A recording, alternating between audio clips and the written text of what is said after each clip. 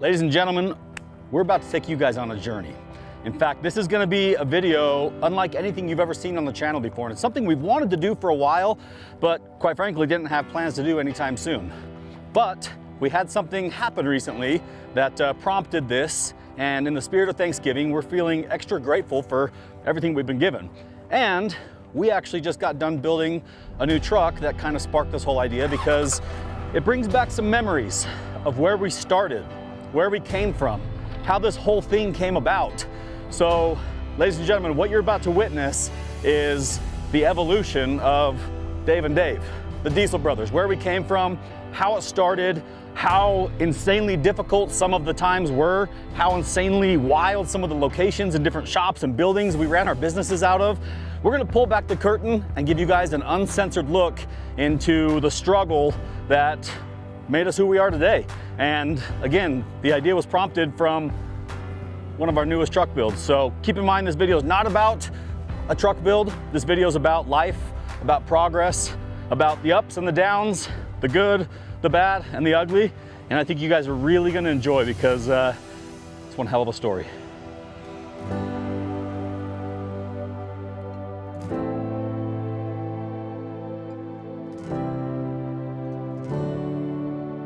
Let's buckle up so that we don't get the seatbelt haters. That's a good idea. All right, guys, so basically what this video is about, like I said, is in the early days of our business, we started with pretty much nothing, and we had to just figure it out. Nobody gave us any money. Everything that we were able to build, we built by fighting tooth and nail. So the reason why, we had the idea to do this video today was because we just got done building this truck that we're calling the US 24 valve. This is a third gen Cummins 6-speed manual, and it was inspired by one of the first trucks we ever built, which we called the US 12 valve. My favorite trucks ever. The US 12 valve was an old red dually farm truck that we bought at an auction. And the plan was to just, maybe clean it up a little bit, turn around and sell it. We called the truck Rodeo Rose. And then one day I got the idea to put a flatbed on it. Well, we couldn't afford any of the flatbeds at the time, so we decided to build our own.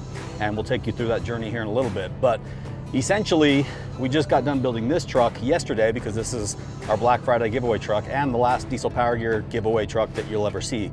So there's some significance here. But as this truck was coming together, I was walking through the shop yesterday, and I just had to take a second and really kind of soak it all in, because the difference between this truck and the first US 12 valve that we built, it's like literally night and day. They're two completely different planets. The US 12 valve, we didn't even have a budget. We were just pulling stuff out of thin air trying to put that truck together. And we did it, and like I said, we built a very iconic, very cool truck that people all over the world fell in love with. And then as I looked at this one, I see a bed that we designed in-house on SolidWorks and 3D designing, and everything about this truck is just pretty much immaculate, all the way down to the custom stitched, leather interior. Like, this truck is no joke. And for me and for Dave here, it was just a moment of, reflection, looking back, like how far we've come and how cool it is to see that progress. So where we're headed right now is basically where it all began. This was my first dealership location and my first shop location. And when I say it's because this is where I started when I got married back in like 2011, before Diesel Dave and I had even decided that we were gonna do this together. Up until this point, we had just been doing excavation together, and then Dave took off and started running marathons on the Great Wall of China and started just living his life as a bachelor. You're a vagabond. Meanwhile, I had just recently got married, and I was trying to figure out what I was gonna do for a living. So I think this first location is really gonna open your guys' eyes to really just how little we had when we got started. So buckle up, because this is gonna be fun.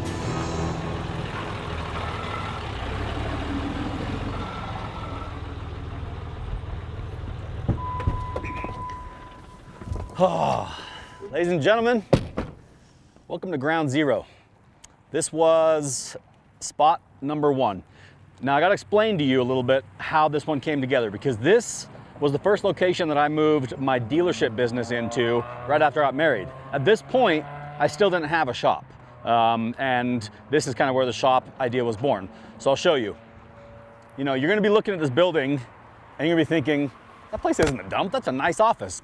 And you're right, because it wasn't mine. So the only way that I could get into the car sales business to be able to operate under a dealership was to partner with a friend of mine at the time, TJ Chapman. Big shout out to TJ. TJ's like a big brother to me. He'd been in the car business forever, and he knew that I wanted to try to find a way to buy and sell cars, but in order to sell cars in Utah, you have to get a bond. And I couldn't get a bond because I didn't have any money. So this was TJ's office right here. We didn't rent this whole building. In fact, I'm pretty sure we only rented like one office, and we just kind of loitered in this lobby area that we weren't necessarily supposed to be in. But as I grew and decided to branch out, this is where I picked up my first employee. Come on, buddy. Right here, this man, ladies and gentlemen, first employee. Yeah. And the best part was I didn't really even have a real business when I hired him to be an employee. I was working under someone else's business and just kind of like, did I ever pay you? No. I gave you a car, I gave you a Land Rover. Yeah. Insert picture of the Land Rover. I paid him in a Land Rover for like a couple years worth of work. So anyways, Cole came in to help me sell cars, and we were slinging cars. Dude, I loved it. It was the best. This was the best time of my life. We were like, what, 24, 26 Yeah. years old? Yeah, just innocent, had no idea what we were Dude. doing, no money. Did not know who we thought we were. Yeah, Cole. There was an old man who used to rebuild cars out of the back of here, and Cole and him just never quite saw eye to eye. And one day they got in an argument, and the man says to him, "You're not who you think you are." I said, And you're damn right.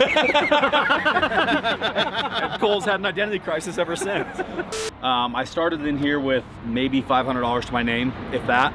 And we used to buy cars from the auction right down the road, and we'd park them here right out front, and I'm talking $2,000, $3,000, $4,000 cars. And so I learned that business, and it got to the point where I wanted to grow. I wanted to do more, but I didn't have a shop. I didn't have anybody to work on these cars, and I was kind of using TJ's guys a little bit, and they were busy, and it wasn't really working. So that's where Sparks Motors was born, but it wasn't called Sparks Motors. It was called Carro de Fuego, right out back here. Right over here, you're gonna see through this chain link fence a bunch of storage units and a bunch of little garages. Now, we didn't own those. In fact, I wasn't even able to rent one. But right here, basically a single bay garage that's designated as a storage unit. Well, I walked back there one day and saw some Mexican fellas, Chris and Jose. I heard some music jamming, I heard some cars getting worked on. I was like, awesome. These guys could work on my cars instead of using, you know, TJ's mechanics who were in the garage next door. Was it Camino over here? Yep, we had Camino over here, had right Martine, a bunch of painters, a bunch of people that we know in the automotive world here in, you know, Salt Lake. So I went over to Chris and Jose one day, and I had a van that I bought from the auction. And I said, hey guys, this van's got a bad engine. I want to put an engine in it. Can you do it for me? And they said, absolutely, we'll give it a try. Pulled it in there, and they just did a kick-ass job. Really quick, really fast. I was like, all right, I think I might be onto something. And for about 6 months, we went back and forth, me bringing them cars, and they started kind of pushing some of their own clients out because they didn't have room or time for them because they were doing all my stuff. I would literally buy and sell anything I could get my hands on. You'll see in some pictures here that this was the location where I did my first aircraft deal. I bought a salvage car from the auction and traded it for a little rotorway helicopter. Well, then I took that rotorway helicopter and then traded it for an airplane. I then sold the airplane or traded it for another car. The trade deal had like 5 or 6 different components to it. This is also a building where I purchased my first big like exotic truck. It was an International CXT. Didn't use my money, used a friend's money, bought it, sold it really quick. Other memorable vehicles from this location, my first dually on basically big dually wheels that are super popular now. Had 24.5s that were shaved down. This is where Ibuck was born? This is where Ibuck was born. That was like my first modified diesel truck. So this was it. Like this is where I kind of got a little bit of a rhythm, and I thought, you know what, we're doing so well, it's time to branch out and do my own thing. So I reached out to some friends of mine who owned a dealership, and I said, guys, let me take that dealership off your hands. I'll run it for you, and I'll work on buying it from you over the years. And I'll do all the paperwork. You guys can buy and sell cars. You don't have to worry about any of the paperwork. I said, okay, deal. So in doing that, I said, TJ, I'm going out on my own. It's time to move, time to spread my wings, get my own location, sign my own lease, and, you know, hit the big time. And I moved right next door. Come take a look. And it was literally like a dream come true for me. It was huge, tons of acres out back. I had a shop, but the guy was asking, I think 4 or 5 grand a month for the whole facility. And I was like, dude, I can't afford that. I can give you 2 grand. What will you let me rent for that? And he's like, all right, I'll tell you. He gave me basically an office space kind of the building, because it was just almost abandoned at the time. And then there was a garage right here.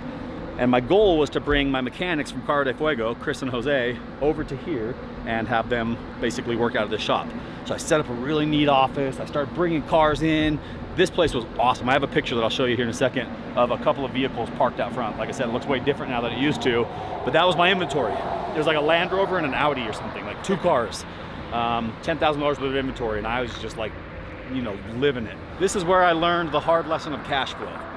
I was in this building for about 3 months when I ran out of money.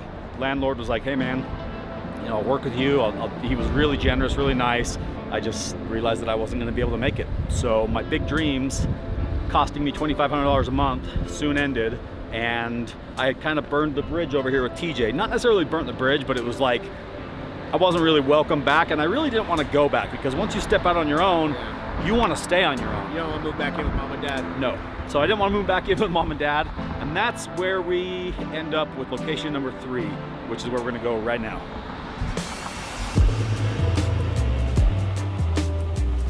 One of my really good friends and mentor, a guy named Rich Eggett. He started Rockwell Watches. I've worked for him on and off since I was like 18. And he had his Rockwell building set up over here. And at the time, I was still kind of working for Rockwell Watches, doing some marketing stuff on and off. And I said, Rich, I still want to work for Rockwell and help you, but I also have this dream of having my own dealership, and I need an office. So he said, come on over, Dave. And I said, I don't have a lot of money. I just got kicked out of my last spot. And he's like, we'll just figure it out.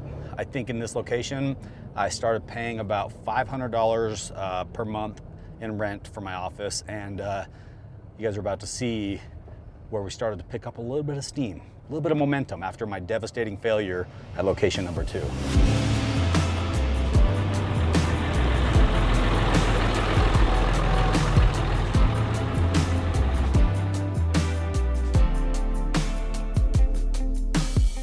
This location came about roughly a year, maybe 18 months after I first kind of started selling vehicles.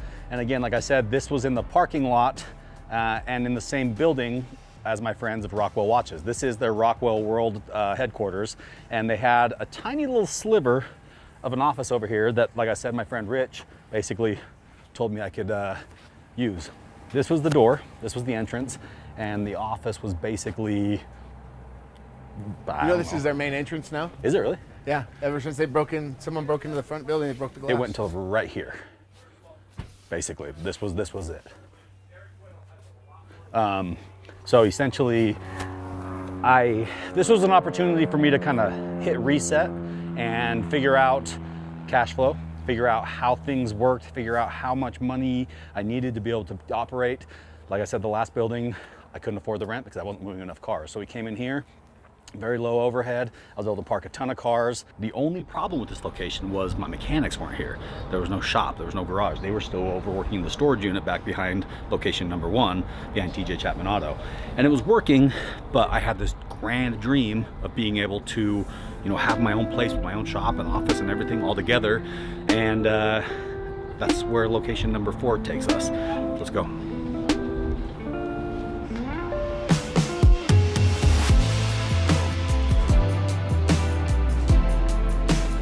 The cool thing about the Rockwell compound here is, since they're all, you know, good friends of mine, and this is just where everybody hung out. But we've done some wild stuff in here, which I'm gonna insert some video clips here of some of our early videos that were created. April Fools, back up!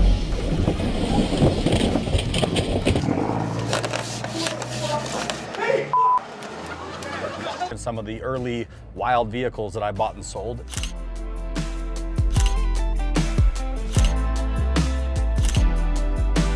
In fact, this location was where I had my first experience with a tracked military vehicle. I convinced a company to basically let us use it for a little while, and that all happened right here. So it wasn't a Sisu Nasu, it was the Haglunds, which is basically another version of the Sisu Nasu. I'm gonna buy and sell anything I can, and that's why I have such a random assortment of pictures and videos and vehicles that I was selling through this location because it was hustle time. It was whatever I can find. So I sold everything from, you know, someone's grandma would hit me up and say, hey, I'm looking for a new Buick, and I would go to the auction and find her the best Buick ever, charge her 500 bucks, and I kind of started getting a reputation for being able to help people find really good auction vehicles. Didn't make a ton of money on each car, but I made enough to be able to keep moving and, you know, build up a little bit of an inventory and some savings. Like I said, in the back of my mind, there was always this dream of being able to have a facility where I could have my shop and everything all together, and that's where we're headed now. Also, fun fact for you guys, the original US 12 valve, the reason why people love that truck so much is because it had a manual transmission. Had the old 5 or 6-speed, I can't remember what it had, but in tribute to that original truck that everybody loved, this 3rd gen 5.9 Cummins also has 6-speed transmission, as you guys can see me driving right now. And this truck is clean, super low miles, like barely 100,000 miles, I think. 5.9 6-speed Cummins. This is like one of the most iconic diesel trucks of all time, so that's why we had to build it. This was back before they put DPFs on trucks, so this truck just has the original exhaust system of a muffler and a catalytic converter, so... You're gonna fall in love. You are. This is back when, simpler times, pre-2007, when trucks were just simpler. I do need to tell you that this video is not a sales pitch, but this is an opportunity for you to win that beautiful truck right there. That is one of the coolest, best trucks that we've ever built, and it's the reason why we're filming this video today, to show you our progression as a business. And it's the last truck we're ever giving away through our company, Diesel Power Gear. So it's the shortest giveaway, only like 10 days to enter. So starting literally right now, we're doing Black Friday deals, we're doing bundles, mystery packages, insane discounts, and every single one of you who places an order is getting entries to win that truck. Every $5 you spend is another entry. I will tell you this, the odds are probably better than they've ever been because the giveaway is so short. So if you want a chance to get really, really awesome merch for incredibly low prices and entries to win one of the most iconic trucks ever built, which is basically the US 12 valve, but completely improved. Everything's pretty much perfect on this truck. Not like our original US 12 valve, which was beautiful, but she had her things. This truck is up for grabs. So if you could, and if you want to, go ahead and click the link in my description below, get entries to win the truck, and then continue watching this video because we're about to show you guys and reveal some of the most insane things that we've ever been through as business owners. And I think some of this is gonna really blow your mind. So get some merch and win the truck. Keep watching the video. This truck it's sweet. Location number 4 is where this guy came into the picture. Yeah. He was always in the picture. He was just kind of like bouncing in and out of the picture. He was just hanging around. He wasn't committed. I was the ace he had up his sleeve. He was playing hard to get. All it took was a nice, sexy picture of a tow truck. Which I have. Yeah. I'm out, middle of nowhere, China. I get a message that's just a picture of the tow truck, and then a message that says, are you ready to make some money? You really do have it. I sent him a picture of a tow truck, and I knew that funds were probably running low because his summer sales career wasn't really popping off. It wasn't super lucrative. But he was having fun. A lot of friends. But I said, I got a tow truck, man. Let's go make some money. And I'm about to show you guys what our original business model was. I even have the original flyer in here. Oh. Yeah. We should go knock some more doors right now with that flyer. We should. Print it off.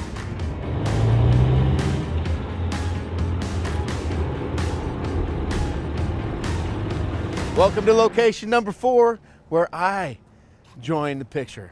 Where I came, got in a tow truck, saddled up, tried to help this guy make some money, and actually took refuge living in a hammock in this office and showering with a garden hose over here in this open and bay. sleeping on a trailer right here, which is in this picture, which is I'm probably gonna put it in the video, not here. I upgraded to a hammock once it got cold outside. So guys, let me explain to you this location here, because this was a big one. This is obviously kind of like an industrial warehouse complex where it's got a little office space and then warehouse space in the back, which when I came and figured out, you know, the lease here, I told them that we were not working on vehicles. I told them that we were just storing vehicles because technically it wasn't set up to be a shop.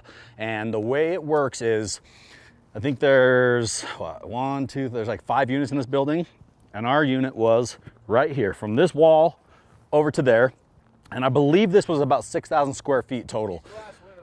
Yeah, this all looks way better than it used to. This used to be basically just like a rugged old door. So obviously quite a bit of office space in here, okay? I only needed one office to buy and sell cars, so the rest, one became Dave's bedroom. Right there. Yep, There's my bedroom right there. And then I'll tell you in a minute how this became our first shipping warehouse. I almost blew a surprise right there. But like I said, a lot of interesting things happened in this location because this was where, I can't remember if I called him or went over and saw him, but I went to Chris and Jose over at Carro de Fuego, who were still working on my vehicles, but running their own business. I went over and I said, Chris, I got us a shop. And I remember thinking that he was gonna be like, all right, let's do it. And he was very skeptical. He's like, he had seen how much I'd bounced around and he was nervous to leave his location where he was at and come sign up with, to basically work for me. A guy who had just got kicked out of a couple of other spots and was kind of low on cash flow. But I was able to convince him that this was the spot and we were gonna be able to make it. And we moved. We moved the shop out of the storage unit, and that's when I hired basically my first real employees, which was Chris, Jose, Chris's son, and Paco. And then, Paco. And then around the Paco exact tacos. same time was when I hired Dave to come work as well. So we went from a one-man band to like a 5 or 6 man band. But interestingly enough, like I said, this area was not zoned to be automotive repair and all the other stuff that we were doing, but we were doing it. So Dave's first day on the job, I hit him with a task. I said, Dave, hide all of our vehicles. See these privacy slots? A decade ago. That had to have been 2012, right? Yep, 2013? it was. I put all of these in. I went down, spent all my hard-earned money from my paycheck, bought some privacy slots. And I'm pretty sure I made him buy the privacy slats that he installed. We were for the running business. low on some of the areas here.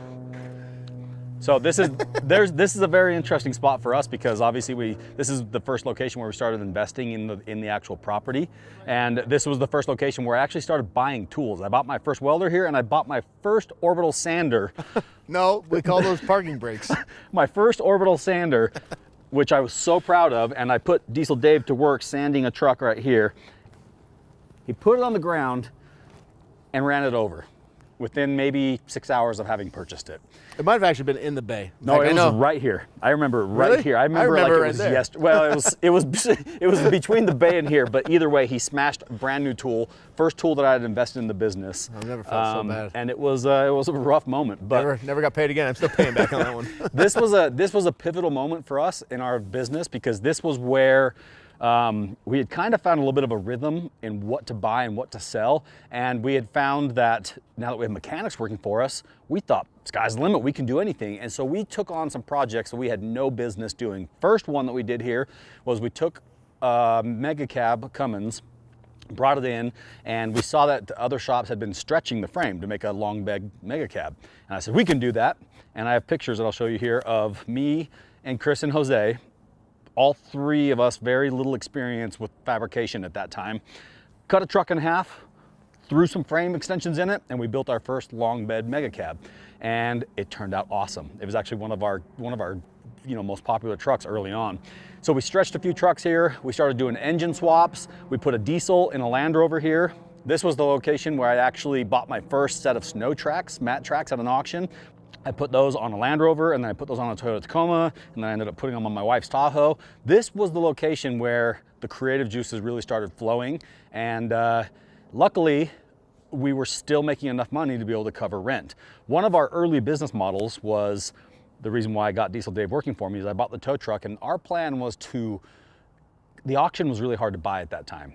Vehicles were selling for super high, it was kind of tricky, so I thought, you know what? We're gonna go buy vehicles from people's backyards. And then we're gonna take them and resell them either here after we fix them up a little bit, or we're gonna resell them at the auction. So I'll show you. I took all of my summer sales skills, put me on the doorsteps, knocking doors with this flyer he's about to show you. May 23rd, 2012, I came up with this bitchin' flyer. Cash for wrecked cars, and I even got a custom phone number. So this is when you know we're just cooking. Like we are doing well, and so Dave's out knocking on doors trying to buy cars. That business model fizzled out pretty quickly because you hit 50-50. You got guys that are super stoked to get trash out of their backyard, usually the wife, and then you got the guy who's never been more offended in his life that you offered him $500 for his piece of treasure in the backyard. Yep, and that's when at the same time Dave was out knocking on doors trying to buy cars, I was trying to find custom builds. And another picture here is a guy brought a school bus to me with a picture of a convertible school bus. And he said, hey, can you guys build me a convertible school bus for sightseeing in downtown Salt Lake? And I lied and said, absolutely we can. We got this. And so I took the job, and it was a big job at the time. I think it was like 10 or 15 grand. And he showed up with a school bus, and I told the guys, I said, guys, this is it. Like, this is a big moment for us and a big money maker, so let's make it happen. And so you'll see some slides here of us cutting the roof off of the bus, hauling it away on the tow truck. I contracted people from all over the place to help us weld it and paint it. And we built the sightseeing school buses that drove around downtown Salt Lake, and it was a hit. It was awesome. They turned out amazing. The fabrication was but the paint covered up some of the welds, and that was when I realized that we could do anything. Once we stretched the frame on the mega cab and made it a long bed, we cut the roof off the bus and made it a convertible. We put tracks on a Land Rover. I thought, nothing can stop us. We can literally do anything. We're the most, high-tier shop in the state. In my head, we weren't. We had one Harbor Freight welder and a orbital sander that had been smashed. The things we would do with that. Yeah, being me, I'm always looking for that next step, that next, moment of growth. And one thing that really bothered me about this location was the fact that there's only 2 doors, one in the back and one in the front. So getting things in and out was an absolute nightmare. And a lot of our vehicles didn't run, so it was just a fight getting them in and out of here. Right around the same time I started thinking about, maybe trying to find another location that was more shop-like, is when Diesel Dave started sending me silly videos of him driving the trucks home from the auctions. And then I would take those videos and I would just post them on the internet, on Facebook, to my 10 friends that I had. And they got like 100, 200, 300, 400, 500, thousands of likes. And I'm like, this is more people than I know who's watching these videos. And that's when I discovered the concept of something going viral. Maybe we're onto something. Maybe we could put more videos on the internet, and if we create videos and online content, didn't know anything about YouTube at the time, if we do this, then people will see our dealership and our business, and they'll come buy trucks from us. That was my thought. So we started doing it, and the videos started taking off, and they started growing, and they started really, picking up steam. And that's when I thought, I don't have enough trucks to sell, and not everybody wants a truck. I got to find something else to sell.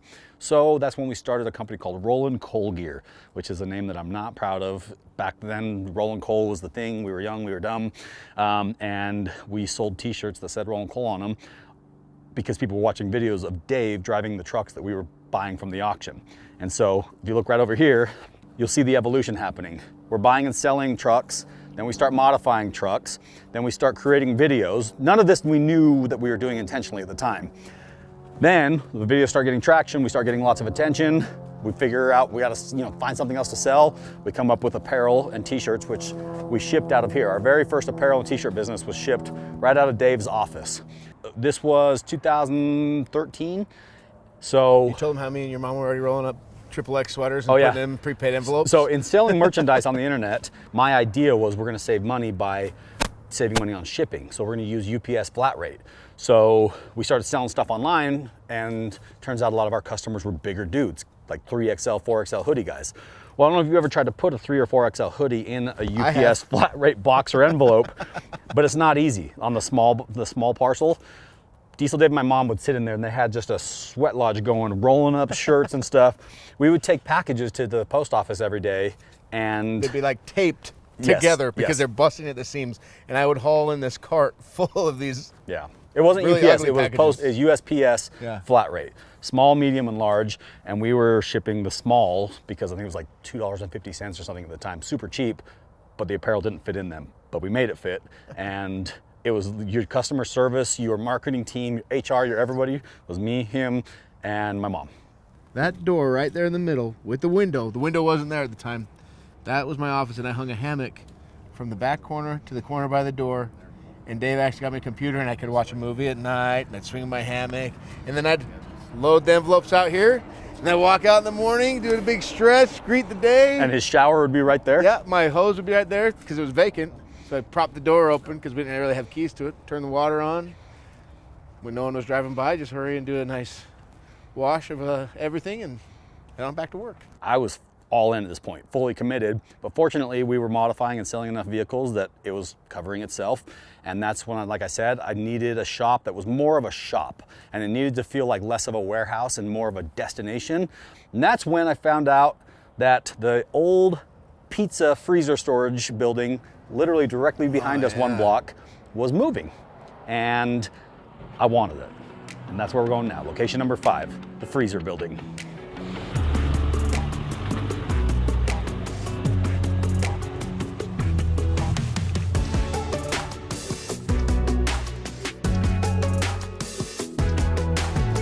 Ladies and gentlemen, location number 5, the frozen pizza warehouse.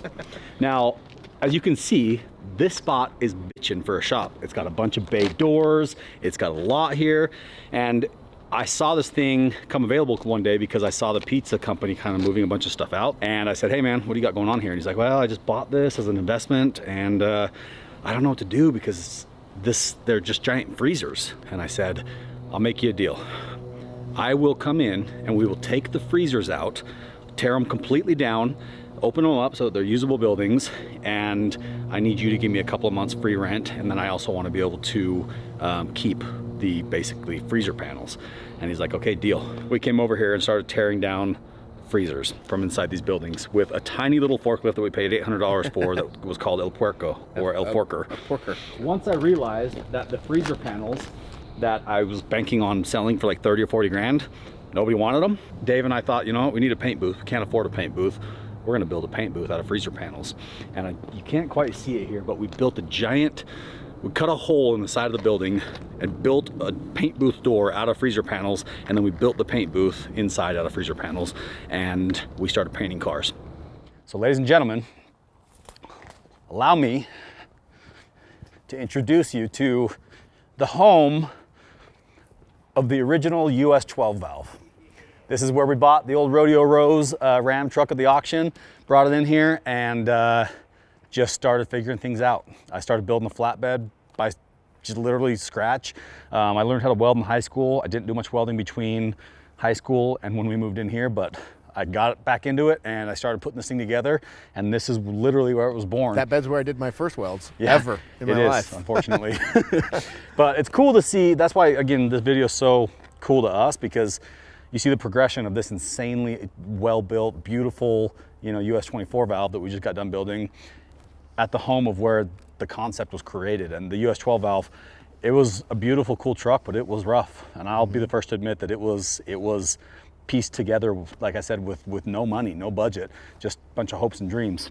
Another key build here was rock crawler buggy, Diesel Dave. Let me tell the story. So we had a truck here that some guys from Wyoming were gonna buy, and we had this awesome rock buggy that when it would rain, we'd come out here, we'd do some donuts, be fun, great times. Well, these guys from Wyoming show up for their truck. It's not quite done. So I'm like, hey, let's go for a ride in the rock buggy. We take it out. I go do a donut in the end of the road right there. And lo and behold, it's in 4-wheel drive, and I go fluke right onto its lid. Luckily, the 3 Wyoming guys were buckled up, but there was one guy who wasn't. We have a picture that we'll insert of his bloody head. Yeah, I got thrown across into their lap. I said, are you guys okay? Good. And I'm dripping blood onto them. I sprint back to the shop, grab the truck that they're trying to buy with a rope, pull the buggy back up before any of the cops see, and pull it back into the shop before I get caught. Then I go down to the breast enhancement doctor and have him staple my head shut. This all happened because I was like, it was date night or something. I needed to go be with the family. So I just like, Dave, these guys are going to come buy a truck. Can you go sell it to them? It spiraled, as you can see, pretty quickly. This location was also notorious because this was where we built our first giveaway truck, the Built Diesel 1. This is working back and forth between this shop and this office in Salt Lake. We decided that we wanted to give away a truck. This is where we really started doing things that caught people's attention from all across the country, because we were building and modifying trucks that in a way that people really hadn't seen before, especially not in front of millions of people on the internet. This was where I decided, again, I wasn't happy enough with the location. I wanted to find somewhere that could be a hub for both the marketing office and the shop. I hated the fact that they were separate. It drove me crazy because I would just miss stuff all day long being at these different locations. So location number 6 was where I thought, okay, we've got office space, we've got shop space, we've got marketing space. This is it. And that's where we're headed now.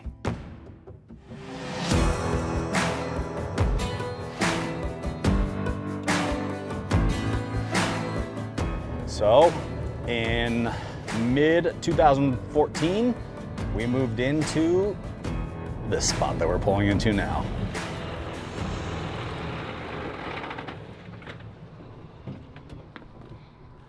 And we're here, location number 6.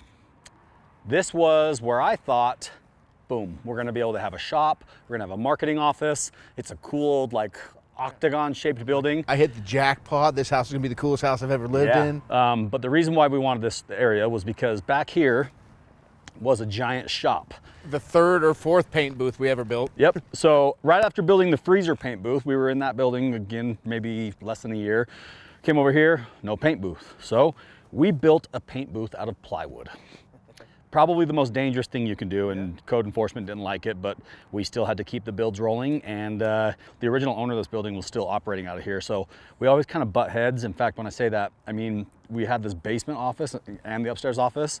Dave was sleeping here. The one with the blinds, that was my room right there. But there was also an old lady sleeping here too that we don't know. The one with the blinds right there, that was her room. We don't know, don't really know who she was. We think she was a friend of the building or she worked there or something. It was kind of a weird deal. They kind of had this weird relationship where they both knew they were there, but they didn't really acknowledge each other. The vibe was just kind of off here, okay? We needed the whole building, and the people that were still renting or owned the building weren't quite ready to shut down their business and move out yet. So there wasn't enough space. This was where we didn't have time to be messing with buildings, didn't have time to be messing with anything, because the diesel sellers business, the diesel power gear business was taking off, the shop business was taking off, YouTube and Facebook, all of our videos were really taking off. So we needed to stay focused on, like, we had got a tiger by the tails. We got to figure out how to just run the business and not worry about moving around and fighting with neighbors and stuff like that, which is what takes us to location number 7, where I was finally able to consolidate the office, the shop, put everybody in one big happy building, including when we started having conversations and our first visits with Discovery Channel. Let's go.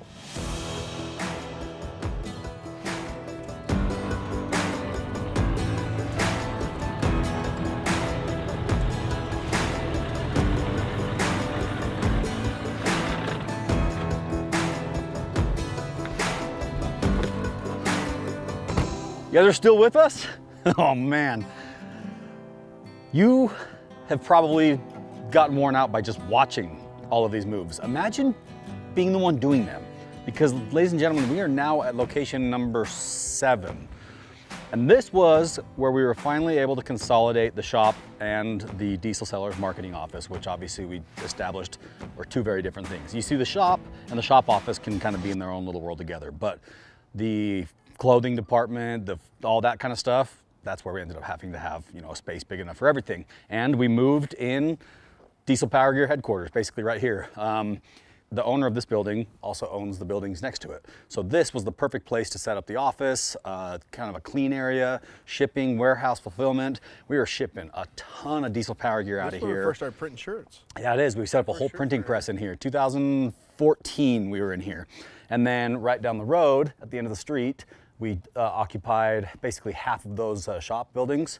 So that's where the shop was, and we built an actual real paint booth for the first time. So 3rd paint booth, no, I think technically probably the 4th paint booth we'd built, but this one was actually legit with fans and stuff. And what do you say about my freezer paint booth? Nothing, it was great. This is a very special spot because this is also where, right as soon as we moved in here, Discovery sent out their original film crew, and they're like, hey, we want to film you guys and see if there's maybe a show here. And they came out and they filmed with us, and they saw the way that we pretty much just ran this. This is a dead end, kind of a cul-de-sac over there, so we just pretty much ran this whole street. Did you watch the intro to the show when Dave and I are running next to each other?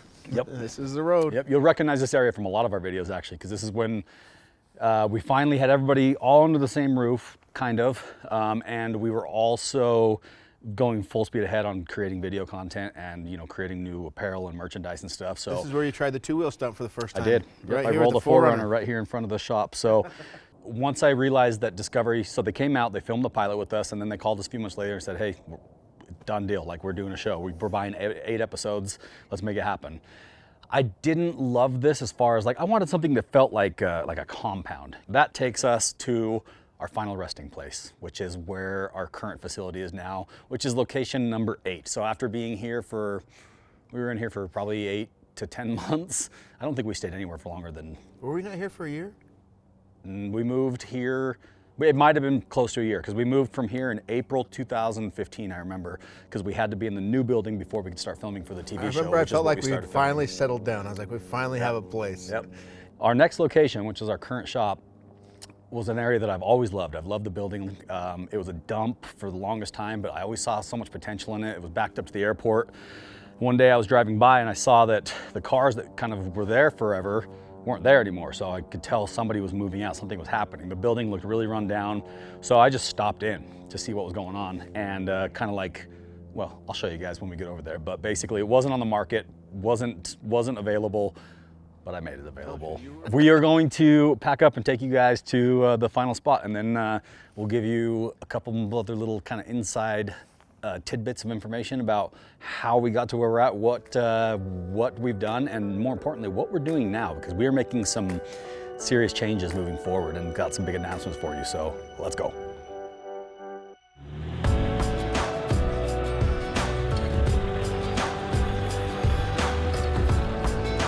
Ladies and gentlemen, welcome home. Home sweet home. Oh. This is it. This is where we landed after moving 8 times. Location number 8, I don't want to say the last location because I'm sure we'll somehow, some way move again, but this was what I was looking for all along. All those years of bouncing back and forth from, you know, frozen pizza joints, borrowing office space from a friend down the road, everything in between. I broke a lot of leases, lost a lot of deposits, lost a lot of building improvement money, but we ended up in pretty much paradise. We did. I mean, kind of snowballed and gathered a lot of friends along the way. Yeah, Crew. this wasn't easy either. When we first got this building, like I said, I drove by one day and it was looking very run down and abandoned, but I saw some sort of movement, and I always wanted this building, but it was never for sale, so I just walked in. And a guy named Steve was in here walking around, Steve the plumber, great guy. And I was like, hey, sorry to bug you. I was just curious what's going on in here. You know, are you the owner, you know, renter or whatever? And he's like, I'm the new owner. I just bought it. I needed to spend some money this year for taxes, whatever. And so my real estate agent told me to buy this place and I bought it. And I looked around and I was like, man, this place it's a mess, because it was a mess. It used to be a fiberglass fabrication facility. And the inside of here was just full of old machines and equipment and just nasty. It was in rough shape. And back here was just basically grass up to here. No asphalt, nothing. So I said, we'll come in, we'll clean it out, we'll improve it, we'll do everything. We just need this place, you know, really quickly because we're going to start filming this TV show. So that was, I think, February 2015, and he agreed to it. And we moved from February, March, April, like 3 months. We completely renovated the place, repaved it. We did a lot of work, and I think we invested about $350,000 in improvements, which was crazy because we never had that kind of money ever in any of our buildings or any of our business. But you know, working hard, and thanks to you guys and the support from you and the successful truck giveaways and everything we've done, we were able to build this wild, perfect facility for us. This originally was a helicopter hangar for a big helicopter operator that was based right out of here. And you'll notice that there's airplanes always flying by because the backyard is the runway. So perfect for me as a pilot. We fly the helicopter in and out of here. I also have hangars on the other side where we keep some of the other airplanes and stuff.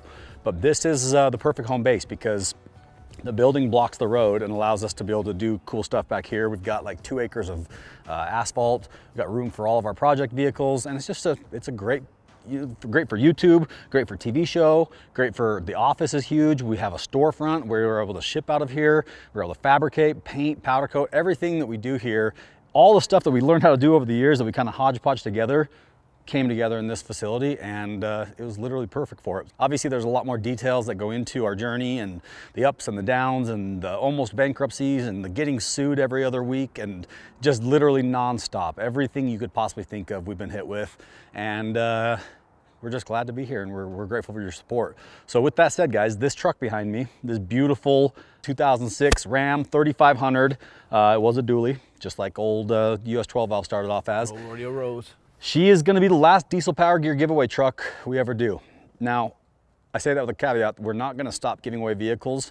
We're just gonna completely change the format here on the next upcoming giveaways. So the way we've always done it in the past, $5 for a t-shirt, this is it. So if you wanna own a piece of Diesel Brothers history, and you know, the last truck out of probably like 125 that we've given away over the last 6-7 years, she's up for grabs, and it is beautiful. This truck is damn near perfect. I mean, if you look at it, this bed was handcrafted. Well, first of all, we designed it here in CAD SolidWorks in our shop, and then we built it on all of our, you know, new modern fabrication equipment that we have, not our Harbor Freight welders like the old truck was built on. It's got custom stacks that are actually really cool. The bed's got toolboxes, it's got side skirts, it's got a gooseneck. The truck is running roughly 10 inches of lift because it's got 40-inch tires. You can adjust that up or down for whatever you need. But we wanted it to be big, showy, but at the same time usable. That's why it still has the gooseneck hitch and the toolboxes and the side guards to put stuff on the top of the flatbed and the tie down points. But this truck's no joke. It's one of the cleanest 3rd gen Cummins I've ever seen. Like I said, 6-speed manual, low miles, right around 100,000, and just completely untouched as far as performance goes. Nobody's ever put tuners or anything on this thing. I think the true definition of a grandpa truck, and it could be yours. And this is the shortest giveaway as well as our last giveaway ever. So you've got between now and the end of this month, November 30th, to get entered to win this truck. So if you want it, this is way different than any of the other giveaway videos we've done in the past, but I'm just gonna tell you guys right now, our Black Friday deals are insane because since we are transitioning away from the old model, we have a bunch of stuff that we're just gonna sell for less than we've ever sold it for. We've got awesome bundles, we've got mystery boxes, we've got all sorts of stuff, and the time frame to get entered is so short that it means less people will get entered, which means the odds of winning are naturally going to be better. So if you want some of the best odds ever on winning one of our best trucks ever and some of the best deals ever on our gear, now's the time to do it, guys. That's all I'm going to say.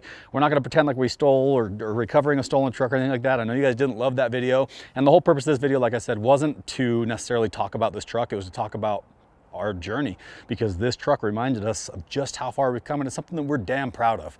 We're setting something really big and great and awesome aside to make room for something even bigger, better, greater, and something that is a natural next step in our evolution and growth as business. And I can tell you right now that we're gonna blow your minds with what we've got coming out soon. But in the meantime, you guys should blow your minds with some of our Black Friday deals and get entries to win this truck, right? Right, definitely, 100%. Yeah, you getting emotional over there? I'm done crying. You made me cry for the last 5 minutes. I dried my tears before you panned over. There you have it, guys. The story of Diesel Dave and Heavy D and everybody else involved. It literally is like a giant circle. We ended up right here. Right next to where we started. Yeah, but bigger, better, badder, which is the theme of everything we do, which is why what we're doing next is gonna be fade off into the sunset. Oh, sunset's that way. Yeah. Sunset. They make you cry when you eat your